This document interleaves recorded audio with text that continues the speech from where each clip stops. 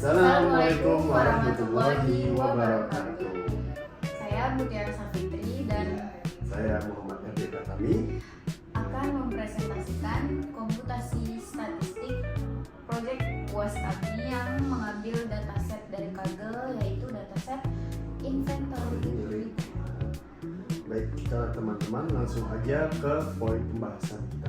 Oke teman-teman, kita lanjut ke pembagian pembahasan dari komputasi statistik presentasi ini. Berikut adalah PPT yang telah kami buat mengenai statistical computing data with ARIMA. Nah, explore how to organize and present data created by RD dan data forecasting. Kami melakukan komputasi statistik yang berguna untuk memprediksi unit sort yang berada dalam dataset yang telah kami ini dapatkan di Kaggle yang ada pada data kami untuk pengambilan keputusan pentingnya forecasting dalam dunia retail. Nah, isi dari presenting tersebut ada presenting result Excel, RStudio, dan kemudian ada summarizing result ARIMA menggunakan tadi komputer. Nah, untuk bagian R, di sini kami menggunakan ARIMA 1.0.0. Artinya model ini menggunakan satu nilai sebelumnya untuk prediksi R sama dengan 1. Tidak perlu referencing, data sudah stabil, tidak perlu pakai kesalahan masa lalu. Kemudian parameter utamanya adalah koefisien R 0.3453 menunjukkan arah hubungan dengan data sebelumnya di titik sebelah sini. Nah, kemudian rata-rata mean di sini ada 400.000, 11.000, 15.005 unit nilai pusat dari data. Evaluasi model yaitu IJ ada 500, semakin kecil semakin baik, contoh untuk perbandingan. Kemudian ada MAPE juga ada 2%, artinya model sangat akurat, dan RMSE 10.748, rata-rata errornya relatif kecil. ACF satunya 0, tidak ada pola pada error, artinya model tersebut sudah baik. Nah, lanjut kita ke bagian nah, grafik ini membandingkan data asli penjualan unit bulanan original garis merah.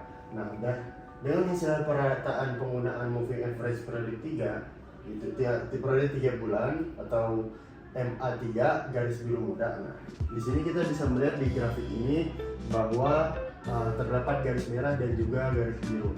Garis biru menandakan adalah moving average 3, yaitu prediksi selama 3 bulan ke depan, dan juga garis merah ditandakan sebagai penjualan unit bulanan. Nah, MA digunakan untuk menghaluskan fluktuasi jangka pendek dan menyoroti tren umum dari penjualan unit. Kemudian garis merah data asli tampak berubah dan fluktuatif. Adapun garis biru lebih halus mempresentasikan tren rata-rata dari 3 bulan terakhir. Terus kemudian juga ada beberapa yang bisa disebutkan. Nah, hasil dari pengoperasian kode tersebut adalah kode hasilnya tersebut, angka tersebut. Kemudian ada R dan ARIMA. Di sini kita akan terlebih khususnya yaitu membahas R, namun terdapat elemen atau model ARIMA juga di dalam model tersebut. Nah, seperti dalam contoh di penghitungan tersebut, kalkulasi tersebut ada model ARIMA atau menggunakan unit TS. Nah, TS itu menggunakan unit time series untuk membangunkan model ARIMA secara otomatis berdasarkan data time series unit TS dan mengevaluasi kualitas model yang dihasilkan. Kemudian grafik ini menunjukkan perbandingan antara data penjualan asli dan hasil moving average 3 bulan. Tujuan itu adalah ya, seperti itu. Kemudian kita lanjut ke model ARIMA. Nah, di sini ada tes ADF dan juga PACF. ACF dan PACF. ACF adalah untuk correlation function, untuk melihat berapa banyak nilai sebelumnya yang memenuhi data sekarang. Bantu tentukan nilai Q. Nah, seperti di sini bahwa ADF test, unit test, accumulative equality test, bahwa ACF ini menggunakan augmented decay floor test seperti itu. Nah, kemudian juga ada PACF, partial ACF, melihat seberapa besar pengaruh langsung lag sebelumnya, bantu pilih nilai P atau A. Nah, grafik ini digunakan untuk membentuk model ARIMA yang tepat secara manual. Nah, kemudian di sini ada ARIMA preparation. ARIMA preparation ini digunakan untuk menyiapkan model ARIMA yang akan digunakan nanti pada di sini. Berdasarkan hasil diagnosis tes diag dan ringkasan model ARIMA 322 memberikan residual yang acak atau white nose, tidak ada autokorelasi signifikan dan nilai IC beserta BIC yang cukup baik. Artinya model ini layak digunakan untuk prediksi karena sudah menangkap pola utama dalam data dan series dengan baik. Nah, menentukan apakah data penjualan unit sold sudah stabil, karena ini syarat penting sebelum membangun model ARIMA. Seperti itu. Nah, di sini kita mengurangi tiap data dengan data sebelumnya div agar tren hilang untuk memudahkan dengan ARIMA. Seperti itu. Nah, lanjut kita ke hasil perhitungan kami. Nah, di sini bisa teman-teman lihat bahwa perhitungan kami dalam perhitungan manual kami dalam Excel telah kami lakukan, yaitu mulai dari ada date, store ID, product ID, kategori, region, inventory level, unit sold, unit order, demand forecast, price, discount, harga promotion, competitive pricing, dan seasonality. Nah, untuk saudara Muti nih, kira-kira bisa bantu nggak buat ngejelasin dari Excel tersebut? Karena Mutiara Sapitri dapat membantu kita untuk menjelaskan manual komputing ini. Silakan Mutiara Sapitri. Oke, izin ambil alih ya. Jadi kalau kita tadi kan RT udah ngejelasin yang bagian kita prediksinya pakai area. Nah, sekarang kita prediksi melalui manual, yaitu via Excel. Nah, di sini yang awal ini merupakan data aktual, data yang benar-benar masih utuh, belum disentuh. Nah, lalu setelah dari data aktual ini kita buat persamaannya.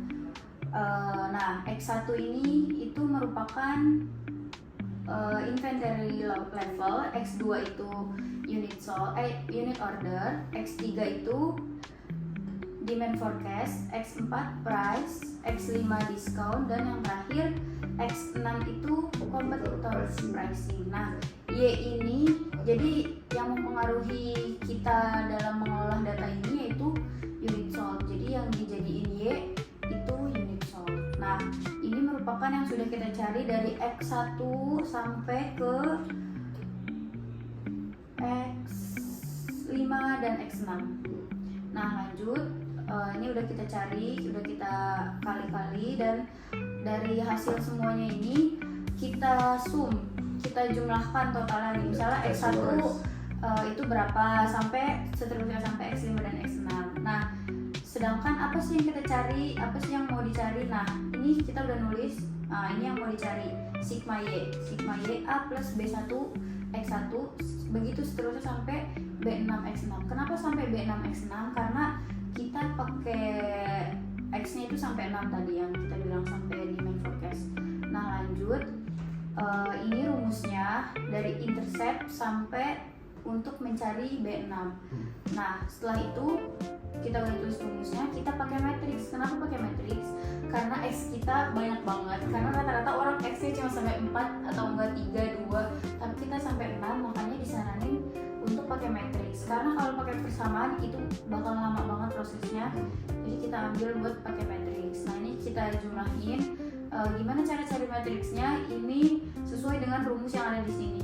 Tinggal masukin aja angka-angka yang sudah di summarize dari sigma tadi. Lalu udah dicari matriks A, kita cari lagi matriks B-nya, begitupun seterusnya sampai matriks A7. Nah, setelah itu, setelah semua dicari matriksnya, kita cari determinannya dari A sampai A7. Kemudian kenapa sampai A7? Karena ini ordernya ada 7 ya guys.